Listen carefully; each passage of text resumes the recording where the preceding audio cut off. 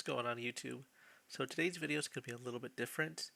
I'm going to be talking about some business tips, some things to keep an eye out for when you're just starting, and then also if you've already started when you're looking to scale up, some of the things that you need to kind of watch out for that you just slip by and can cause you a lot of damage.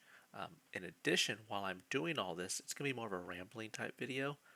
And the reason why is I don't want to be concentrating too hard on giving a bunch of heavy content because today I finally got my first Korean shipment of Pokemon cards.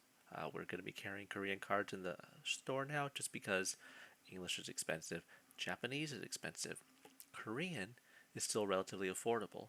So for people that just want to rip and don't necessarily care about having to be able to read the card, Korean's going to be a great opportunity for that. So I got my first shipment of it. One of the boxes, unfortunately, as you can see right here, it got crushed.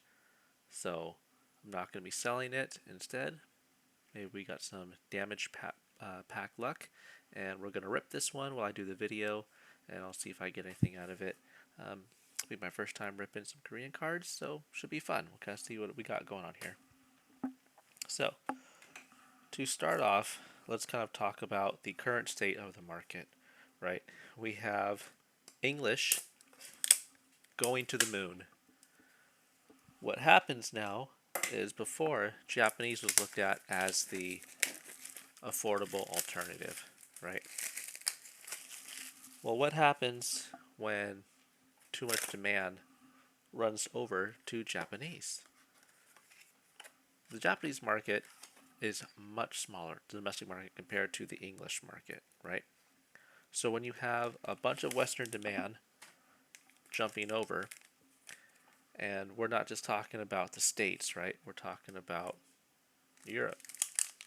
A lot of importation is going over to Europe. And so when you have the domestic Japanese market that can't support that demand, that's when you have the explosion of Japanese prices. Right now you have most boxes hit 100 plus, right? Before, a lot of the boxes you could get them for like 60 bucks. Not really a thing anymore. So if you're looking to start your business, before, this was what I was saying a lot of last year, a lot of YouTubers were saying the same thing, right? It was, oh, we'll start with Japanese. And right now, not really going to be all that feasible to do. I like this one. Sorry, just gonna be having some fun here with this. So that's the reason why I'm now jumping over. I'm not abandoning Japanese, right? But I understand that there's a lot of people that have been price point out of it, and that's why I'm going to be offering Korean. Now, the other thing that's going to cause the Japanese market to get even tougher is starting towards the end of the summer, maybe beginning of summer, I don't know, sometime around August-ish. I have to refresh myself with a news article. Pokemon in Japan is now going to be requiring ID checks. Your national ID number, from my understanding, they have like a national ID or whatever in Japan that they use, and that's going to be required to check out with strict limits. So it's to prevent people from kind of coming in and botting everything out. So that means it's going to be a lot harder for if you are in a business and you are trying to get product for resale. It's going to be a little harder because they're going to have a harder time sourcing all of it. So just something to be aware of, right? That I don't anticipate Japanese boxes getting any cheaper anytime soon. Same thing with English, right? If you guys don't already know, Pokemon Center is now allowing you to purchase stuff from them by invitation only. What criteria they are using to determine who gets to buy and who doesn't, I don't know. But essentially, you have to sign up, and then if you are invited to be eligible to buy something, you will then be sent an email inviting you to the queue whenever they do a drop. So again, that's going to make it harder for people to get massive amounts of product. Depending on where you are, that's either, and this is either going to be a good thing or a bad thing. So that's kind of the market right now. We know what it is, and for those reasons, I don't anticipate it getting any better. Now, if you are looking to start out, here are some tips. If you are, well, regardless of whether you're going to start your website, right, and this is going to be for those that want to build and control their own brand, not necessarily, I'm just going to be selling solely on TCG Player or vending or something like that, right? This is going to be if you want to control your own brand and you want to have your own website, you're more likely than not going to be going with Wix or Shopify to start your website up. Now, at some point, I don't know when, don't know what will trigger it. Nothing on that one. Because you are selling Pokemon and they don't want to get sued for allowing you to sell potentially fake product, they are going to suspend all your listings and request that you provide documentation to show that your products are legit. Now, for a lot of people, this is going to cause them to freak out because you're going to say to yourself, well, I don't have distribution. These don't come from distribution. Nothing. Right? None of us that started did. You're not going to have a distribution invoice to show them. However, I'm assuming while starting your business, at some point, you probably bought some stuff from Target, Walmart. Maybe you got something from the machine. Hell, I mean, even Dick's Sporting Goods, everybody's selling stuff now, right? These retailers are recognized as big national retailers that are selling product that they get directly from distribution and or Pokemon. So, use those receipts. Save them, okay? So that way, when you get asked, it's not a matter of if. I'm going to say it is a matter of when. It could be after you've been up and running for 2 weeks. It could be after you've been up and running. Like in my case, I believe it was 2 or 3 months that I had been running the store before they asked for that information, right? Luckily, because I had watched other YouTube videos and read Reddit threads and all this kind of thing, I was kind of anticipating that would eventually happen. So I had all my stuff lined up and waiting for when I got that email from them. So all my listings had gotten paused with a deadline to provide this documentation. So as soon as I got that email, jumped on, scanned in all my receipts that I had, filled out their little documentation form that they wanted, sent it back, and literally the same day, everything was all good to go. They were very quick with that. So, I'm not saying you're going to have the same experience, but it helps to have everything all set up, ready to go. So, I highly recommend saving all your receipts because it will happen. Next up, this is, I know a lot of you guys probably sell on eBay, and I sold for a little bit, not very seriously though. It's more of like, I'll put slower moving product on there, and I'll get a couple thousand a month from eBay on the bit. It's not really something that I was really focused on because I wasn't interested in sharing profits with eBay. So, I had a personal eBay account already, and this is kind of a cool looking one. If I can hold it straight for you guys, there you go. So I had my personal eBay account from well before when I started the business. And when I started the business, I was like, oh, you know what? I should probably have my own account for, business to separate the two. Well, because I am one and the same person and I had the same phone number and both the business and myself operate out of the same place, the second account, I guess, to them flagged as, I don't know if it was like a scam account or whatever. So within probably an hour of creation, it had gotten suspended. It got one of the generic emails. It was like code M99 from the trust and safety team. Oh, we believe that this account may be putting our customers at risk. It's been suspended. No appeal on it. So I figured, okay, whatever. I have my main account that I've had for longer. I'll just keep using that, whatever, right? Change the name to my screen handle name for socials and continue on as normal. And that's what I did. Worked fine. Because I had been scaling up, I eventually got to the point where I was like, I know this camera doesn't focus very good. There we go. I got to the point where it's like, you know what? There are certain seller store, functions that may be useful at the scale that I'm doing now.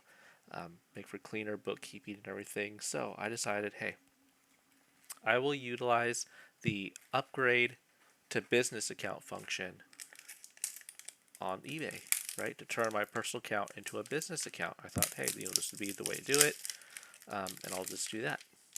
So that's what I did. I attempted to upgrade to a business account, and then it asks for the business name, where the business is conducted out of, the EIN number, the same information that I had provided when I tried to create the separate business account before. You already know where this is going. So I did that thinking, oh, hey, hallelujah, got my business account all set up, perfect, good to go. Well, as you may guess, within the hour, here comes an email from the good old trust and safety team saying, hey, we believe that this account may be putting our users at risk and suspended with no recourse for appeal.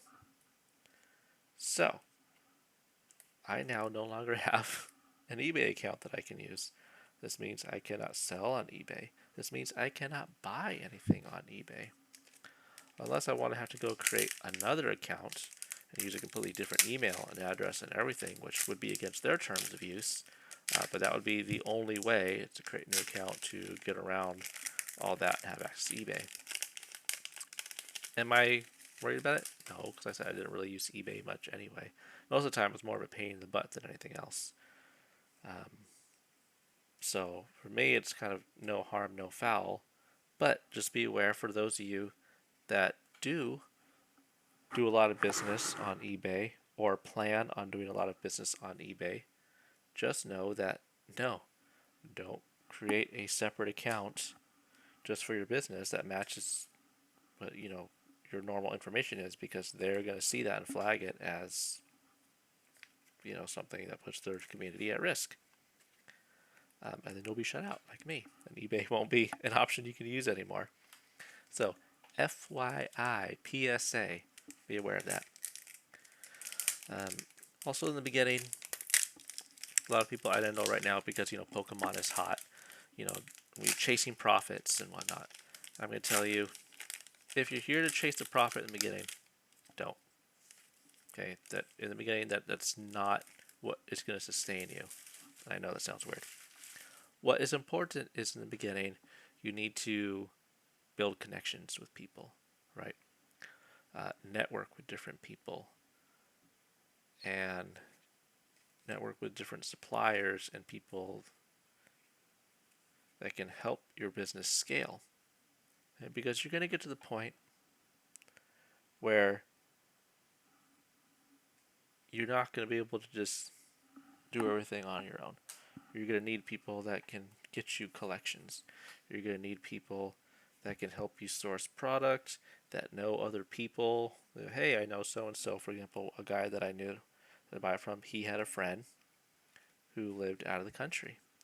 And that friend was able to get product. And I could import that in through this friend. Right? So that helps me get some stock. So networking is going to be really important. And build those trust signals, right? When you're out there meeting people, oh man, I ripped this one, messed up. This is, so if you have a website, is anybody going to buy from you if you don't have reviews? Probably not, right? There's tons of other places, especially, specifically with TCG. Trust is a huge thing, right? There's so much fake product going around. There's so much resealed product and that kind of thing. That trust is huge in TCG. So if they go to your website and, they're like, okay, well, who is this person? There's no post here that, hey, it's a nice one.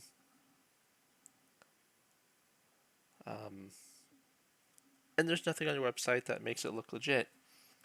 Why is somebody going to buy from you? Right? So when you're meeting people, and this is what I did, everybody who's buying on Facebook Marketplace offer up, they're looking for a deal, right? So sure, if market price for an item is $100, right? You're selling it for 100. Nobody wants to play market in those places. You're gonna ask, well, hey, I'll take it, but if you knock off $5 or $10 or whatever. So knowing that, get something out of it. For me, I would get reviews out of them. Like, sure, I can do that. Just leave a review, right? So that's how I built up initial reviews. That helped other people that were coming to the website see that there were reviews there and help increase those trust signals. And then they would feel more comfortable buying. Conversions started happening. The algorithm started learning from those conversions, started getting more traffic, more sales, and that just kind of snowballed from there. So in the beginning, don't chase profit, right? Build those connections, get those suppliers going, and build those trust signals, because that's how you scale. Which I assume is what you want to do. You don't want to stay small forever. You want to build and grow. So that's what you got to do in the beginning, right? And as I said before in all my videos, the other thing is diversification is key, right? Use your profits from Pokemon and diversify into other categories to kind of weather the storm. Now, kind of transitioning over to those of you that may already have a business and you're looking to scale, or you have already started scaling, these are some things that I kind of learned as I scaled to kind of be, optimize your operations, save where you can, because as you scale, you can have a lot of leakage in profit, and you don't necessarily notice it once you're operating at a large scale. So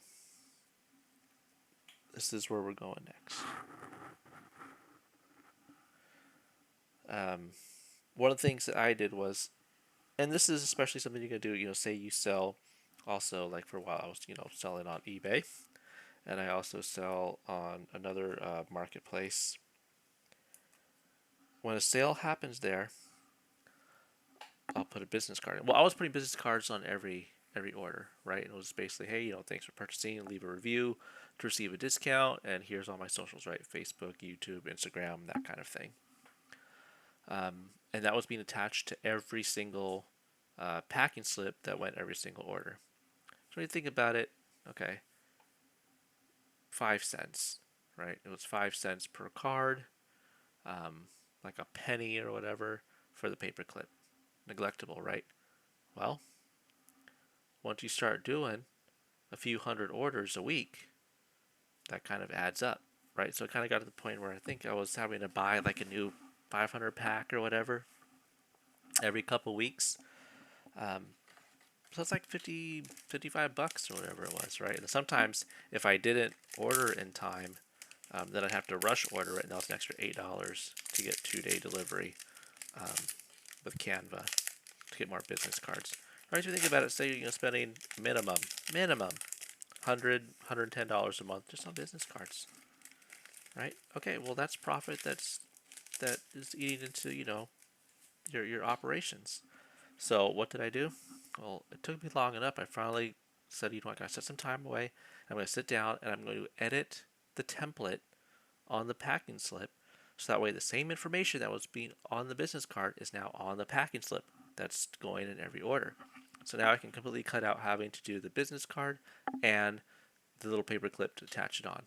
In addition to saving now at least $100, $110 every month, I also now don't have to waste a few seconds on every order, pulling out a business card, untangling this mess of paper clips, because invariably half of them always get all twisted together in the box to attach it on. Now I'm saving myself, seconds, 5, 10, 15, 20 seconds if I really got to mess with it on every single order. That helps me pack orders that much faster, right? Even if it saves you just, a few minutes every day packing orders, well, that adds up over time. So optimization there for profit and time. The next thing was being more efficient with my shipping supplies. So I get my stuff through Uline, and everything, as long as you order by 5 p.m., it's next day delivery, right? If you order after, after 5 or 6 p.m., then it's not going to be the next day, it'll be the day after. But because you have to buy everything in like a whole, pack box, right? It's like 25 boxes. You can't just buy one or five. You got to buy like 25 boxes. The shipping cost is already kind of set, like no cheaper than like 40, 50 bucks for, the 1 day shipping. And that's the option, right? Can't be like, oh, well, just give me standard 5 to 7 day. No, it doesn't work like that. So anytime I had to order anything, I was looking at minimum like $60 delivery, right? So if you're paying, say, for my 6x4x4s box, it's like 37 cents. If I run out of those boxes, then I need more boxes, because that's where I'm putting, when they buy single packs or they're buying a booster bundle, that's the box I use, right? So 37 cents. If I run out of those, just to order a pack of 25, it's going to cost me like 50 bucks to get it shipped. So then it's like, okay, well, to make it worth it, I need to order a lot of boxes to kind of make it worth it, right? As you scale up, start paying attention to the boxes that you use the most. Pay attention to the approximate quantities you use. So that way, before, what I was doing is, once I kind of started scaling, I was kind of having to reorder probably about every 2 weeks, right? So in addition to the cost of the materials, I was now paying roughly about anywhere from, well, the minimum was 60, but at the rate I was already, it was closer to about $70 to $80 shipping. So that was roughly another $160 a month just to ship the items that I needed, right? So as I scale up now, I have a lot more data about what kind of volume I'm doing, approximate what kind of product is moving, and the kind of boxes that I've been ordering, and the rate at which I go through them. So order more of what you need, right? Because it doesn't matter, order a bunch of boxes, right? Obviously, first you gotta have somewhere to put them. But then one of the things was, okay, well, I ordered plenty of these, but I ran out of, say, the 1310 by 6, right? So now this item, like that one, kind of works really well for me for how I package when I'm putting in like the EX boxes, right? Well, if I ran out of those, then the next box up that I had was either gonna be like a 1412 by 6 or like a 17 by 12 by 6, right? So could I still fit it and ship it? Yeah. But now the shipping cost is more because I'm using a bigger box, but that's not what's being calculated and charging the customer at checkout. So I would be out money buying every single label because I'm having to use a bigger box than what it actually takes to ship that product. So that's where you think, okay, we'll just use a different box. Yes, but it's going to cause you some short-term pain if you don't have the boxes that you've kind of optimized for your product and your profit. So as you scale, take a look at what you're shipping, and make sure that you're kind of projecting properly so you can last a good while without running out of boxes, without having to do a quick reorder on something important, and then having to eat some losses on shipping because you now have to be inefficient. Along those same lines, make sure that your shipping profiles are set up properly, right? For a while, I was operating very inefficiently with it, and I wasn't properly accounting for, weights now once I kind of added packaging materials, all that kind of thing. So a lot of times orders I'd be losing, it would cost me like extra 50 cents or whatever because the weight was off. Or once I said, okay, well, yes, technically this item that I'm shipping fits in this box, but once I wrapped it in a bubble wrap, it wasn't fitting very well. So I would kind of upgrade to like the next box size up, and then I'd be losing out, 50 cents, 75 cents, whatever it was.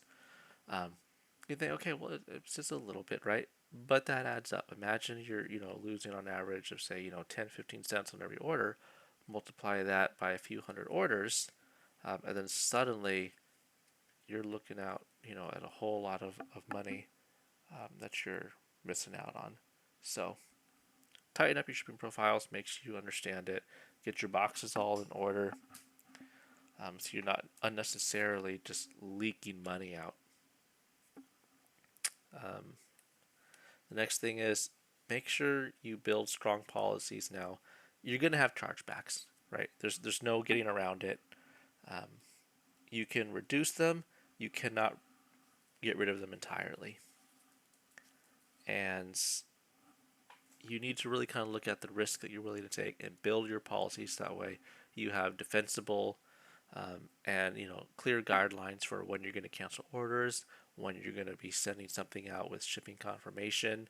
If you're making everything up kind of on the fly, it takes you a whole lot of time because then you're going to have to look at every single order and take all this time to look through all these different factors and things, rather than kind of creating some guidelines for yourself on how you're going to handle these kind of things. Because not only is it going to affect your money if you're making bad calls and eating all these chargebacks, but you're going to be wasting a lot of time going through all these things, and just having to deal with all the chargebacks afterwards too, right? Building your respondent packets and all that kind of thing. So make sure that you are developing some internal store policies for yourself for those kinds of things. And then make sure that your return policy are clear. What your damage policy is very clear because those issues will come up. And if you don't have clear policies on them, you're going to be having a whole lot of headaches, a lot of customer complaints, and you're not really going to be able to defend the decisions that you make because your policies are unclear, right? So, for example, right, just kind of illustrate something, say for returns, right? My return policy is no returns on sealed product unless I sent you the wrong item, or I sent you something that was damaged, in which case it needs to be returned back to me in the same condition that you received it in for my inspection. If I request the product come back for inspections, like one of them, it was a binder that they said was damaged. I was like, okay, well, let me take a look, because from what I'm seeing, it doesn't look damaged. If I'm requesting it per my policy, I will pay for the return shipping. If a customer says they just want to return an item, they don't want it anymore, right? If they want to return it, say it's not a sealed product, say it's a binder or a model kit or whatever it is. Okay, that's fine, but they're responsible for return shipping, right? And then there's the non-refundable, I think it's set to 6%. I have to check, but there's payment processing fees I pay every time a payment is processed each direction. That's non-recoverable to me. So that's essentially like a restocking fee because I'm eating that every time a transaction occurs.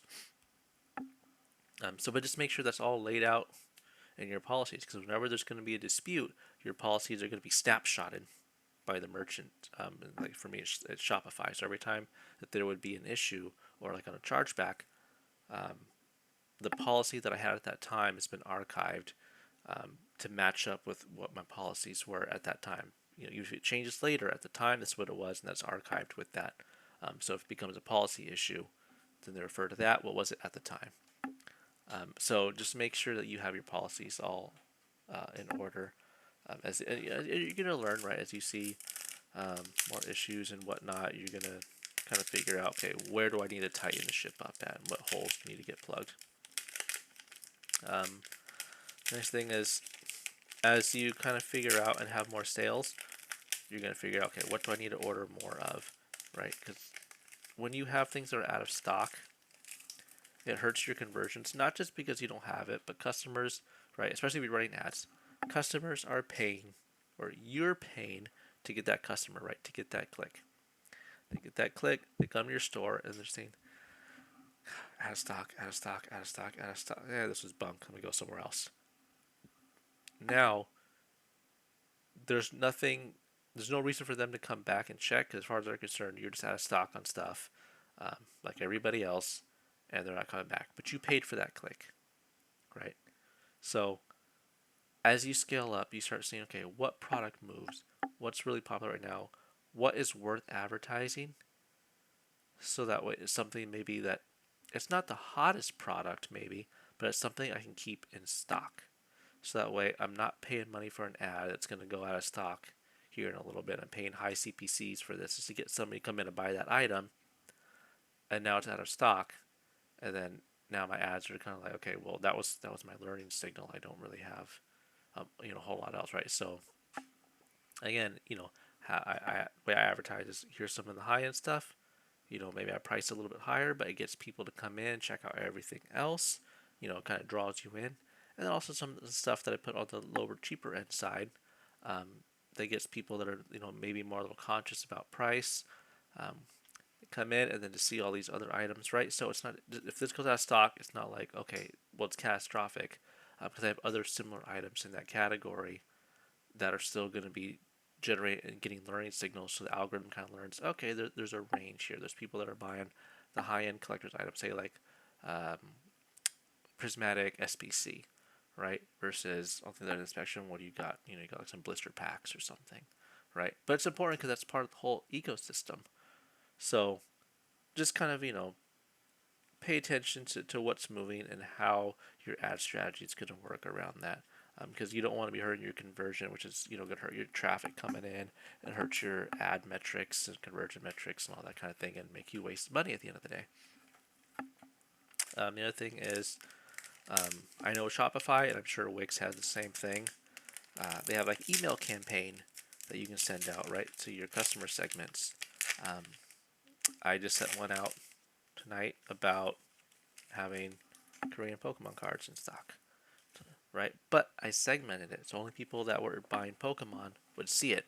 And the reason why, you may ask, well, if you have a bunch of customers, right, there could be crossover. If they're buying, this game, or interested in this anime, or they bought, a Pokemon Funko, they may want to buy the card. That's true. There could be some crossover. However, segment, because you don't want to just blast 100% of your customer base.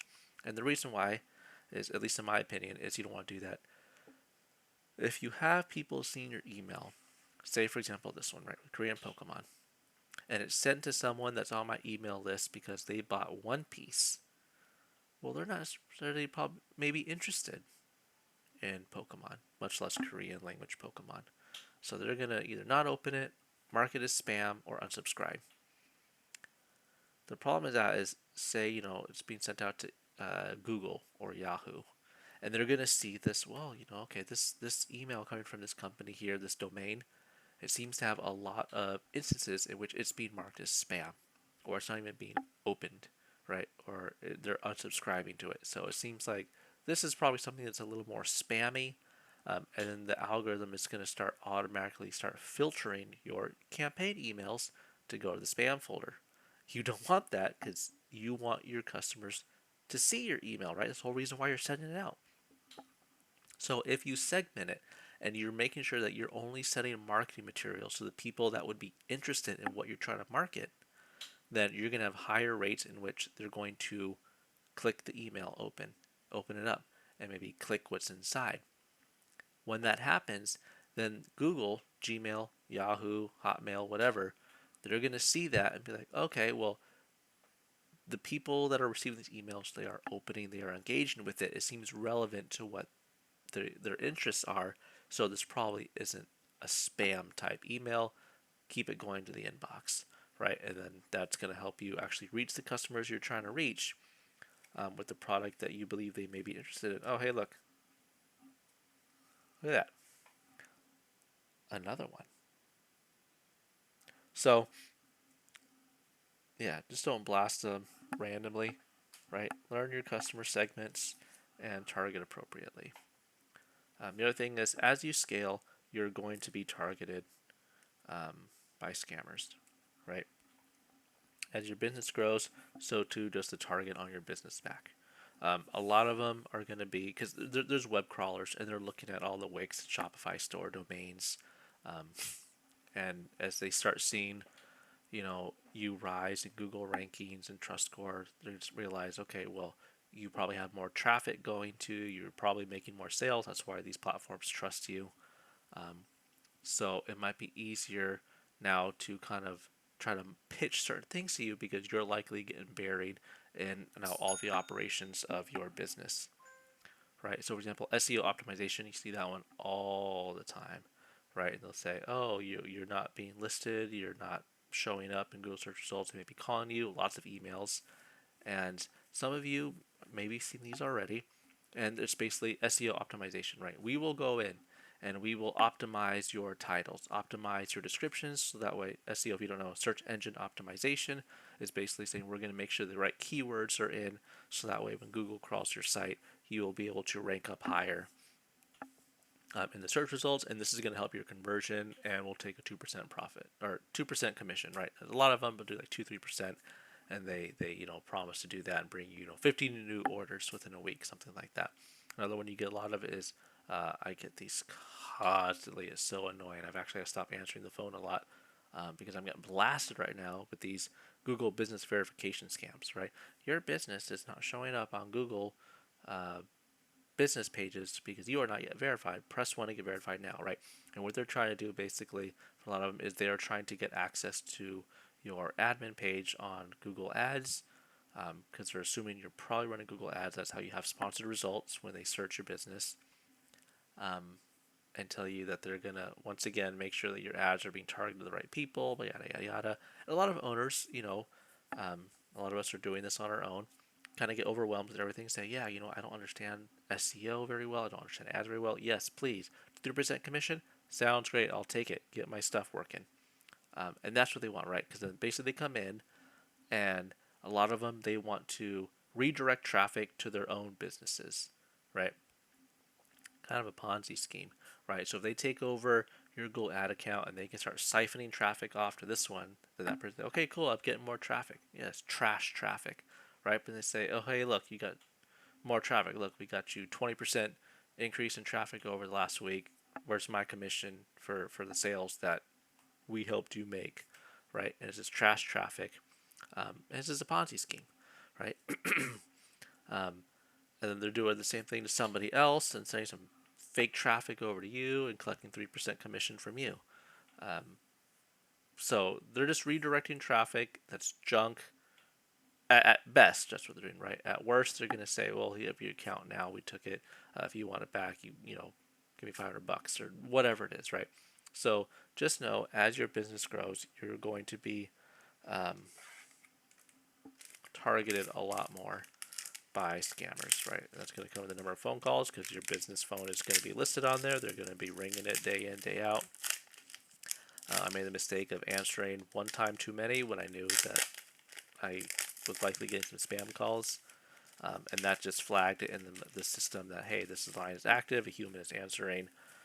Sell that off to a bunch of other lists, and I was just getting hit a lot more over the past week now with these spam calls. I'm hoping by ignoring a lot of them now that they will kind of die down, but we will see.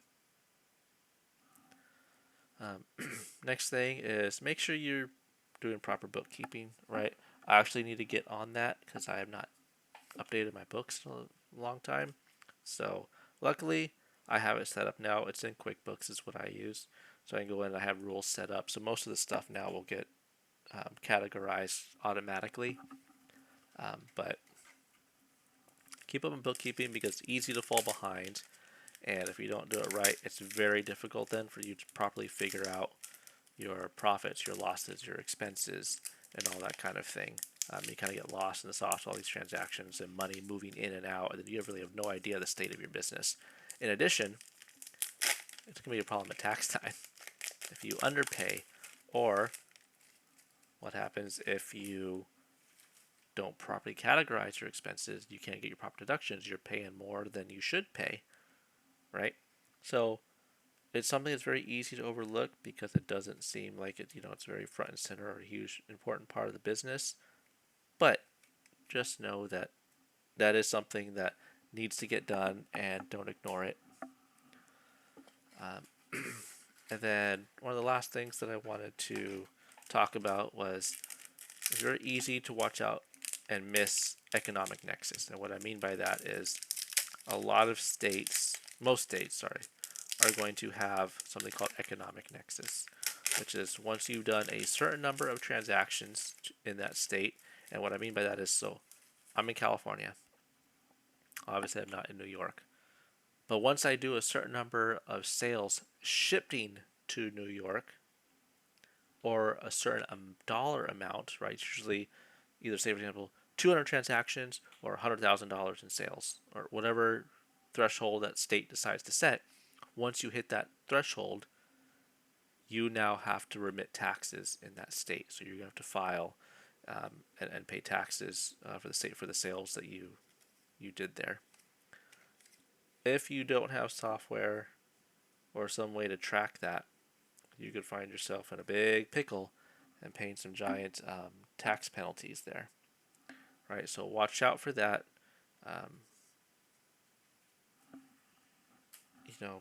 And there's tons of third-party programs that are going to track that for you. Shopify, I believe now, will do that on its own, let you know when you hit Nexus. But 2 packs left, perfect.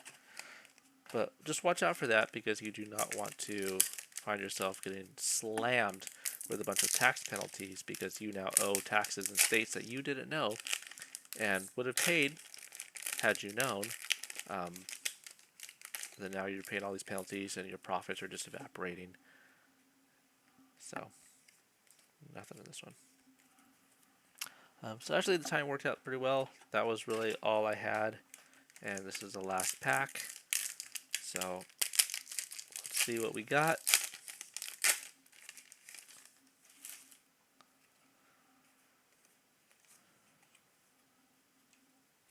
Little magma, or slugma. So, that is all I had. Hope you guys found that semi-entertaining and helpful. Let me know in the comments below if you guys have any questions. Once again, if you're looking to start a business, please ask away. I'm not here to gatekeep anything, right? There's no point. There's enough room in the space for tons of us sellers to jump in. And if you've already started your business, hopefully you found some of these things that I mentioned as you scale up helpful, because these are things I learned the hard way, just kind of ignoring them and then figuring out, oh, hey, like I'm losing a lot of money in this. So feel free to share, because I'm sure there's tons of stuff that I missed about what's important when you're scaling. So if you guys have kind of figured out some of that secret sauce, please share it down below so we can keep kind of educating everybody so we can all kind of succeed in this together. With that being said, check out epiclootcollectibles.com, buy my stuff, and I'll see you guys next time. Take care.